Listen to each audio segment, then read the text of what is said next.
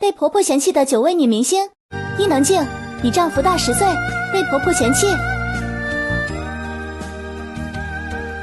张柏芝父亲是烂赌鬼，被婆婆嫌弃；陈松伶生病后无法生育，被婆婆嫌弃；赵丽颖家庭出身不好，遭婆婆嫌弃；陈妍希情史过于丰富，被婆婆嫌弃；徐濠萦花钱大手大脚，被婆婆嫌弃；张嘉倪连生2子，却只能叫婆婆阿姨；贾静雯没文化未婚先孕，被婆婆嫌弃；陈若仪小模特身份遭到婆婆嫌弃。